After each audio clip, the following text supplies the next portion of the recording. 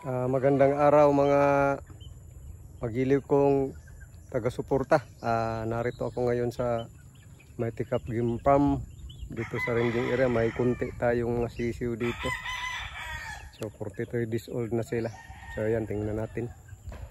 Kunti lang to. Ito ang ating kunting breeding ngayon. 14 pieces lang ito. Pulo sila mga white gold.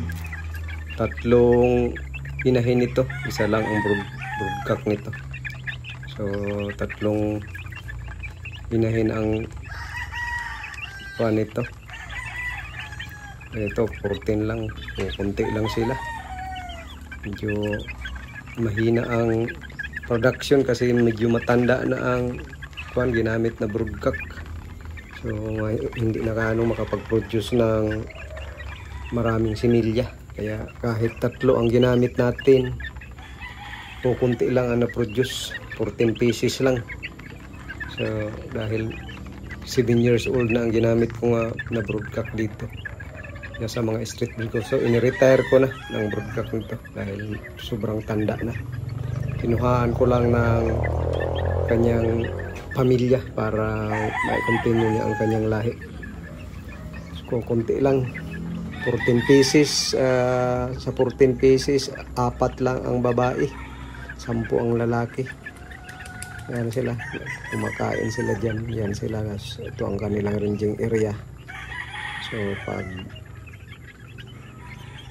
katapos silang kumain, doon sila pagala-gala sa labas.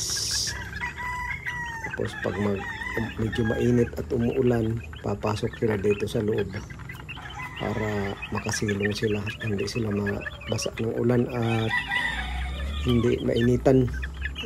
14 days old, 43 days old na. So medyo marunong na sila sa kanilang environment. Maliliit pa sila dahil 43 days old pa lang. So 5 buwan ito, wala na, manok na ito, matured na ito. Sa dating ang 5 buwan, makikita mo na ang kanilang mga forma nito pag dumating na ng mga 4 months to 5 months. Ayan sila, medyo kumakain sila.